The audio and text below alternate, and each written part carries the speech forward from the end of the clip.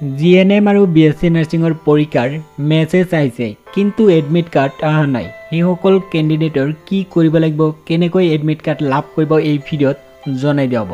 লগতে কেণ্ডিডেট জানিব পাৰিব পৰীক্ষা অনলাইন হ'ব নে অফলাইন হ'ব এই ভিডিঅ'ত জনাই দিয়া হ'ব। ভিডিঅ'টো স্কিপ নকৰিব। ইয়াতে চাই লওক, এইটো হ'ল বিএসসি নাৰ্সিংৰ জিএনএম নাৰ্সিংৰ মেছেজ। যিসকল কেণ্ডিডেট জিএনএম নাৰ্সিংতে এপ্লাই কৰিছে সেইসকল কেণ্ডিডেটৰ এনেধৰণৰ মেছেজ আহিছে যিসকলে এলিজিবল হৈছে। ইয়াতে চাই লওক, ইয়াত লিখা আছে পৰীক্ষা ডিচেম্বৰ মাহৰ 16 তাৰিখে হ'ব। তাৰপিছত বেনু ইয়াতে উল্লেখ কৰিছে।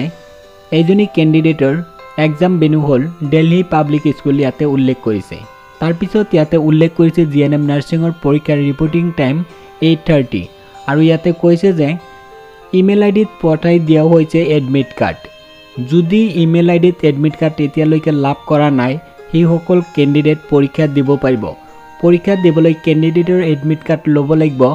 এক্সামৰ যিটো ভেনু দিছে তাতে যাই এডমিট কাৰ্ড ল'ব লাগিব। এডমিট কাৰ্ড ল'বলৈ এই মেছেজ দেখাব লাগিব।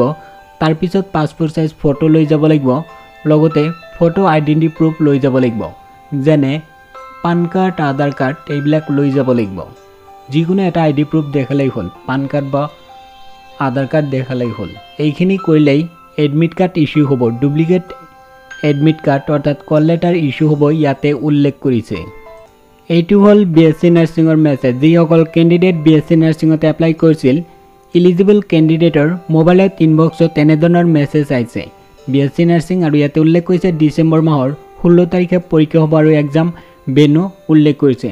এইজনী কেণ্ডিডেটৰ exam Benu Delhi public school, আৰু ইয়াতে চাই লওক ৰিপৰ্টিং টাইম 12টা উল্লেখ কৰিছে। তাৰপিছত ইয়াতে কৈছে যে ৰেজিষ্টাৰ ইমেইল আইডিত পঠাই দিয়া হৈছে কল লেটাৰ অৰ্থাৎ এডমিট কাৰ্ড পঠাই দিছে। যদি এডমিট কাৰ্ড লাভ কৰা নাই তেতিয়াহ'লে ইস্যু কৰিব ডুপ্লিকেট এডমিট কাৰ্ড। এই এডমিট কাৰ্ড ল'বলৈ কেণ্ডিডেটৰ কাম কৰিব লাগিব। য'ত এক্সাম হ'ব সেই এক্সাম বেনুত যাই কেণ্ডিডেটৰ এই মেছেজ দেখাব লাগিব। তাৰপিছত কৈছে ফটো লৈ যাব লাগিব, পাছপোৰ্ট সাইজ ফটো লৈ যাব লাগিব, লগতে আইডেন্টি প্ৰুফ এটা লৈ যাব লাগিব। তেতিয়া ডুপ্লিকেট কল লেটাৰ ইস্যু হ'ব অৰ্থাৎ এডমিট কাৰ্ড সিহঁতে দিব, সেই এডমিট কাৰ্ড দি পৰীক্ষা দিব পাৰিব। এতিয়া জানি লওক পৰীক্ষা অনলাইন হ'ব নে অফলাইন হ'ব।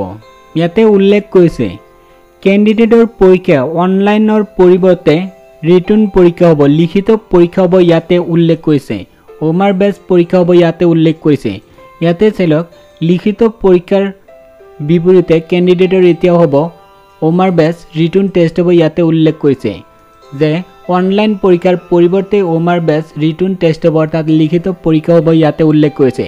লিখিত পৰীক্ষা দিবলৈ কেণ্ডিডেটৰ পেন লৈ যাব লাগিব, ইয়াতে উল্লেখ কৰিছে। ইয়াতে চাই লওক, ইয়াতে কৈছে ব্লু বা ব্লেক বল পেন লৈ যাব লাগিব, ইয়াতে উল্লেখ কৰিছে। আৰু ইয়াতে কৈছে যে পৰীক্ষাৰ চেণ্টাৰত পান কাৰ্ড বা আধাৰ কাৰ্ড বা ড্ৰাইভিং লাইচেন্স লৈ যাব লাগিব। এতিয়া কাম কৰক, এই ভিডিঅ' ডেছক্ৰিপশ্যনত লিংক পাব, সেই লিংকত ক্লিক কৰি গোটেই ডিটেইলছ জানিব পাৰিব। ভিডিঅ' ডেছক্ৰিপশ্যনত লিংক দিছোঁ, এতিয়াই চেক কৰক।